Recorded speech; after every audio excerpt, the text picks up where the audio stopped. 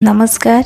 जय जगन्नाथ। नीरवता जार अस्त्र, राग अभिमान गोटे सुंदर मूर्ति जे छाई हुई आमको आश्वस्ति दे थाए, प्रत्येक मुहूर्त रे आमको साहस दे थाए, बंचिबा सिखाए। से आउ केही नुहे, से आम बापा।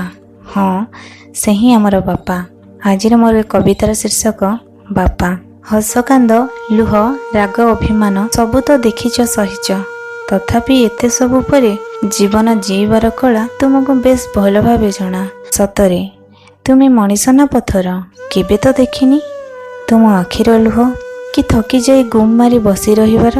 हाँ देखिची नीरवतारे हजी के जानी कौन सबु भाविबार, देखिची गुणु गुणु होई निजे निजे जीवनर अंक कषिबार। तुम शक्त कांधर अधाचिरा गामुछा सते जेमिति प्रति मुहूर्त पोछि देउथाए तुमर सबु गुमान। सुजोग दिएनी तुमको तुम जंत्रणार लटपट हृदय को देखिबार, बरम तम शरीर थकापण को लिभे कहूथा आहरी अनेक बाट चलिबार अछि। तुमे उठी पड़, पुनः काम लगी जाओ। घरर प्रत्येकटी आवश्यकता को पूरण करने को जाए भूली जाओ निजको। मन रख तुमे केवल बापा।